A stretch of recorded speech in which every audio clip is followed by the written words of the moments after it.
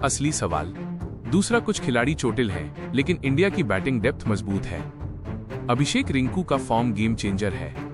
Bench strength New Zealand से बेहतर, दूसरा टी20 जीतना मुश्किल नहीं। दबाव अब न्यूजीलैंड पर है। न्यूजीलैंड के खिलाफ दूसरे टी20 मुकाबले में कप्तान सूर्य कुमार यादव ने बदल दी है टीम इंडिया की प्लेइंग 11। टीम इंडिया से स्टार प्लेयर की हो गई है छुट्टी, तो अब एक जगह के लिए 4 प्लेयर्स के बीच है कड़ी लड़ाई और आखिरकार इस स्टार प्लेयर ने टीम इंडिया के 11 में जगह बनाई। आखिरकार वो स्टार प्लेयर कौन है जो अब इस टीम में एक बार फिर से शामिल होता हुआ नजर आने वाला है? आखिरकार कैसे भारतीय टीम की वो प्लेइंग 11 बनेगी जो पहले वनडे टी20 की तरह ही दूसरे टी20 मुकाबले में भी न्यूजीलैंड की टीम को पटकनी देती हुई नजर आएगी? ये सब कुछ जानने को मिलेगा आपको इस वीडियो में। आप सबको मालूम है कि भारतीय क्रिकेट टीम ने पहले टी20 मुकाबले के दौरान जबरदस्त अंदाज में जीत हासिल की। 48 रनों की जीत जो है वो टीम इंडिया को मिली है। पहले बल्लेबाजी करते हुए टीम इंडिया ने 238 रनों की पारी खेली। उस 238 रन में मैच के बल्लेबाजी में अगर हीरो देखेंगे तो 2-3 प्लेयर्स के नाम आपके सामने आ जाएंगे। अभिषेक शर्मा के 35 गेंदों में 84 रन थे, 8 शामिल थे। रिंकू सिंह के भी 3 आए थे, 20 बॉल में 44 नॉट आउट। उनकी फिनिशिंग अंदाज जो था वो बड़ा कमाल का रहा और ये वही रिंकू सिंह है जिनके बारे में मैंने पहले टी20 मैच से पहले प्लेइंग 11 बनाते वक्त कहा था कि इनका होना टीम में जरूरी है, क्योंकि अगर ये रहेंगे तो भारतीय टीम के लिए फिनिश करना आसान हो जाएगा। चाहे आप रन सेट कर रहे हो स्कोर बोर्ड पे, चाहे आप रन जो है वो टारगेट का पीछा कर रहे हो। और ऐसा हुआ भी, और नतीजा ये हुआ कि हार्दिक पांड्या ने भी 16 रन 25 बना दिए। कप्तान जो आउट ऑफ फॉर्म चल रहे थे उनके बल्ले से 22 में 32 आए, वो भी एक अच्छा संकेत है वर्ल्ड कप से पहले की फॉर्म में आते हुए दिख रहे हैं। हालांकि सूर्य कुमार यादव को भी ये फॉर्म कंटिन्यू करना पड़ेगा, लेकिन एक झटका लगा भारतीय टीम को कि भाई पहले टी20 मुकाबले के दौरान जब गेंदबाजी कर रहे थे अक्षर पटेल तो उनके उस ओवर की तीसरी गेंद पर डर ली। मिचेल ने एक स्ट्रोक खेला और उसको रोकने के क्रम में बाईं तरफ गए और उनका जो इंडेक्स फिंगर है उस पर गेंद टकरा करके बाउंड्री लाइन के बाहर चली गई। चोटिल हो गए, अब चोटिल हो गए। चोट इतनी गहरी थी कि मैदान से बाहर जाना पड़ा। उनके बचे हुए 3 गेंदों को उस ओवर के अभिषेक शर्मा ने बॉल डाला। लेकिन सबसे बड़ा सवाल यही आ गया कि भारतीय टी20 टीम के उपकप्तान और टीम इंडिया के लिए बैलेंस बनाने वाले स्पिन ऑलराउंडर अक्षर पटेल क्या अब सीरीज से बाहर हो गए हैं? क्या वो खेलेंगे या नहीं खेलेंगे? तो बता दूं आपको कि दूसरे टी20 मुकाबले में खेलना उनका अब असंभव लग रहा है, क्योंकि जो टर्न अराउंड टाइम है पहले टी20 और दूसरे टी20 के बीच में वो बहुत ही कम है, 8 घंटे से भी कम का है। तो ऐसे में ये फैसला जो है वो लिया जाता है रहा है कि अक्षर पटेल को ना खिलाया जाए और कोई रिस्क ना लिया जाए, क्योंकि वो उनका बॉलिंग फिंगर भी है। बॉलिंग हैंड है लेफ्ट हैंड और प्लस वो जो इंडेक्स फिंगर उसका बड़ा इस्तेमाल होता है। जब आप बॉल डाल रहे होते हैं ना तो बड़ा इस्तेमाल होता है। तो ऐसे में उनको वहाँ पे खिलाना जो है वो कहीं ना कहीं एक तरीके से मुश्किल का सामना करना पड़ सकता है, क्योंकि अगर चोट गंभीर हो गई तो फिर वर्ल्ड कप है। ऑलरेडी आपने 2 प्लेयर को बाहर कर रखा है। अभी फिलहाल टी20 सीरीज में न्यूजीलैंड के खिलाफ अय्यर खेल रहे हैं। यहाँ पे तिलक वर्मा की जगह पर और बिश्नोई आए हैं सुंदर की जगह पर, तो इसलिए भारत अब रिस्क नहीं लेना चाहेगा। ऐसे में बड़ा सवाल ये है कि टीम इंडिया इस मुकाबले के अंदर में ऐसा क्या करेगी कि टीम का जो प्लेइंग 11 रहे वो बेहतर बनता नजर आए। आपने देखा होगा कि पिछले मैच के अंदर में भारत ने नंबर 8 तक की बल्लेबाजी रखी थी, लेकिन ये 8 नंबर तक में आपने एक फिनिशर का रोल रखा रिंकू सिंह के लिए। नहीं तो उसके पहले हमने देखा था कि नंबर 8 पर आपके पास में हर्षित राणा हो जाते थे, कभी कुलदीप यादव हो जाते थे। लेकिन टीम इंडिया ने इस बार क्या किया कि नंबर 8 तक वो ऐसा बल्लेबाज रखा कि जो आकर हिटिंग कर सके, जिस पर भरोसा कर सकता है कि हाँ यार ये कहीं पर भी बल्लेबाजी कर सकते हैं। जैसे रिंकू सिंह है वो नंबर 4 भी खेल सकते हैं, 5 भी खेल सकते हैं, 6 भी खेल सकते हैं। Same kind of situation go with अक्षर पटेल कि वो 5 पे भी आ जाते हैं, 6 पे भी खेल सकते हैं। लेकिन वो पिछले मैच में 8 नंबर पर खेले थे। अब इस मुकाबले में कि अक्षर पटेल के खेलने की संभावना बिल्कुल कम हो गई है, बिल्कुल वो नहीं खेल रहे, तो अब एक जगह तो खाली हो गई, नहीं तो भारतीय टीम में कोई बदलाव होने वाला नहीं था। अब वो एक जगह जो खाली हुई है और अक्षर पटेल ने नंबर 8 पर बल्लेबाजी की थी, तो इसको लेकर के 4 प्लेयर्स के बीच लड़ाई चल रही है। अब आप सोचिए जरा, 11 खेल रहे थे, 4 बाहर बैठे थे। अब ये वो 4 हैं जो लड़ाई लड़ेंगे कि भाई अक्षर पटेल की जगह कौन लेने वाला है।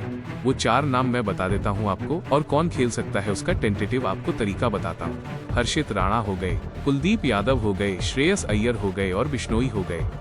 अब ये 4 में आप देखेंगे ना तो भारतीय टीम अपने बैटिंग ऑर्डर से छेड़छाड़ नहीं करना चाहती है। इसीलिए पहला नंबर जो खिलाड़ी बाहर हो गया वो है श्रेयस अय्यर, क्योंकि श्रेयस अय्यर नंबर 3 पर खेलेंगे।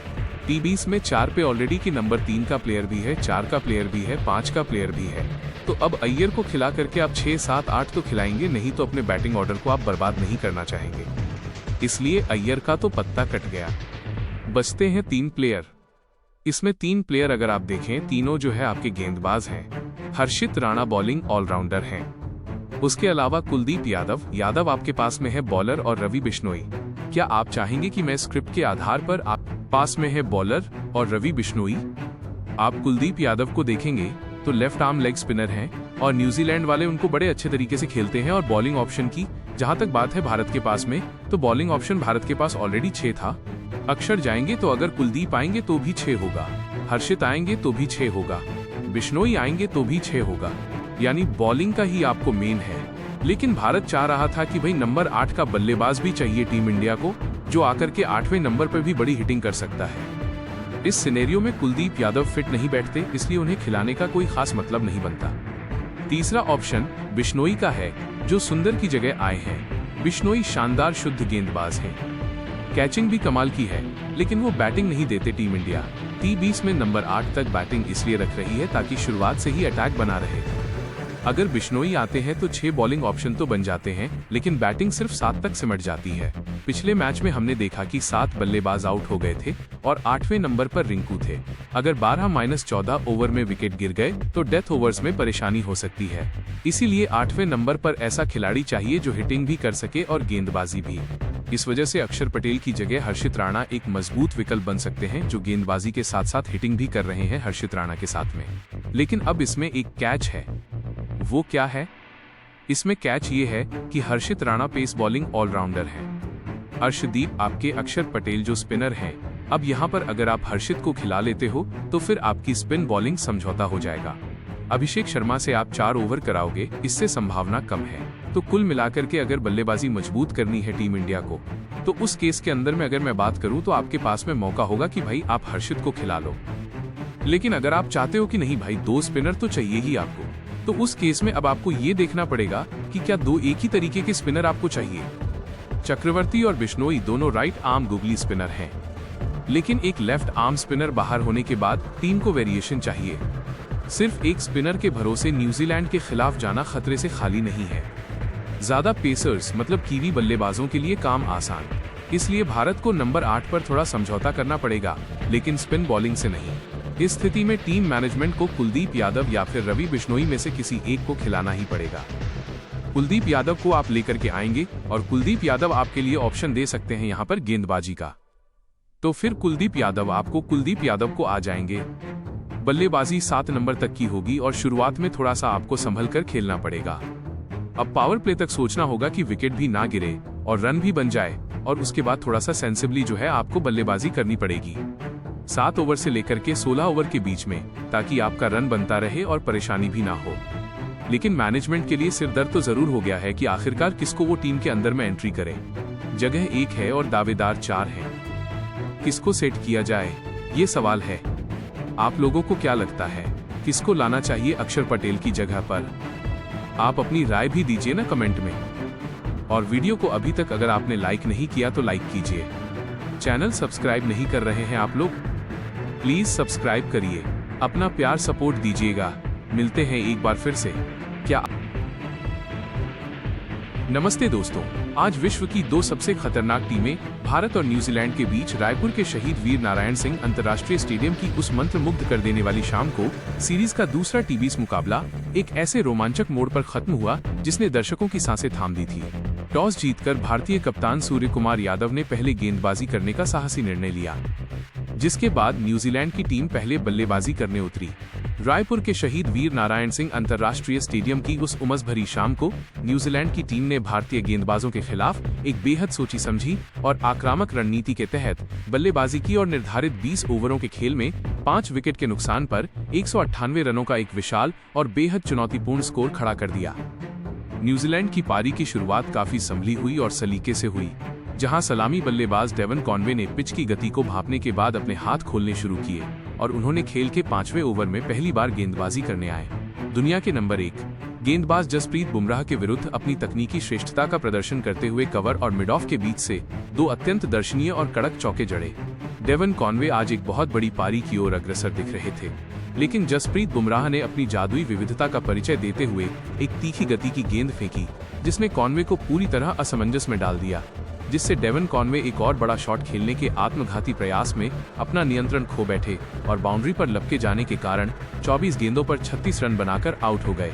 उनकी इस महत्वपूर्ण पारी में 5 शानदार चौके शामिल थे। जब सलामी बल्लेबाज डेवन कॉनवे का बहुमूल्य विकेट गिरा, तब न्यूजीलैंड की पारी एक नाजुक मोड़ पर खड़ी थी, लेकिन मध्यक्रम में बल्लेबाजी करने आए युवा सनसनी रचिन रविंद्र ने न्यूजीलैंड की पारी को न केवल संभाला, बल्कि उसे एक नई और आक्रामक दिशा प्रदान की। रचिन रविंद्र ने मैदान पर कदम रखते ही भारतीय स्पिनरों की फिरकी को भांपने के लिए अपनी विशेष रणनीति पर अमल करना शुरू किया और उन्होंने खेल के 11वें ओवर में पहली बार गेंदबाजी करने आए भारत के जादुई स्पिनर वरुण चक्रवर्ती की रहस्यमयी गेंदों पर प्रहार करने का साहसी निर्णय लिया। रचिन ने वरुण चक्रवर्ती की पहली ही कैरम बॉल को अपनी क्रीज की गहराई का चतुराई से इस्तेमाल करते हुए परखा और उसे लॉन्ग ऑन बाउंड्री के ऊपर से एक गगनचुंबी के लिए भेज दिया, जिसके तुरंत बाद उन्होंने अगली ही गेंद पर फिर से वही आक्रामक रुख अपनाया और एक और प्रलयकारी जड़कर रायपुर के स्टेडियम में मौजूद हजारों भारतीय समर्थकों को पूरी तरह खामोश कर दिया। रचिन रविंद्र की इस बल्लेबाजी में न्यूजीलैंड के भविष्य के महान खिलाड़ी की झलक साफ दिखाई दे रही थी, क्योंकि वो स्पिन होती गेंदों को बहुत ही सहजता के साथ खेल रहे थे और उनकी टाइमिंग इतनी सटीक थी कि भारतीय कप्तान सूर्य कुमार यादव को अपनी फील्डिंग में लगातार बदलाव करने पड़ रहे थे। वो बहुत ही तेजी और आत्मविश्वास के साथ अपने व्यक्तिगत अर्धशतक की ओर बढ़ रहे थे और न्यूजीलैंड का स्कोरबोर्ड भी अब 10 रन प्रति ओवर की रफ्तार से आगे बढ़ने लगा था, जिसने भारतीय खेमे में चिंता की लकीरें खींच दी थीं। हालांकि भारतीय गेंदबाजों ने हार नहीं मानी और वरुण चक्रवर्ती ने अपनी गेंदबाजी में मिश्रण करना जारी रखा, जिससे रचिन रविंद्र पर रनों के दबाव के साथ साथ एकाग्रता बनाए रखने की भी चुनौती बढ़ने लगी।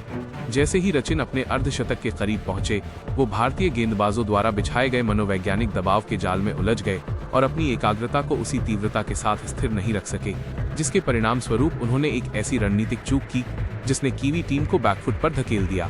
वरुण चक्रवर्ती की एक अतिरिक्त स्पिन होती गेंद पर रचिन रविंद्र ने अपना आपा खो दिया और एक जबरन स्लॉग स्वीप खेलने का जोखिम भरा प्रयास किया, लेकिन गेंद ने बल्ले का सही हिस्सा नहीं लिया और हवा में काफी ऊंची उठ गई, जिसे डीप मिड विकेट पर मुस्तैदी से खड़े फील्डर ने एक आसान कैच के रूप में लपक लिया, जिससे रचिन रविंद्र 28 गेंदों पर 42 रनों की एक अत्यंत जुझारू और प्रभावशाली पारी खेलकर आउट हो गए।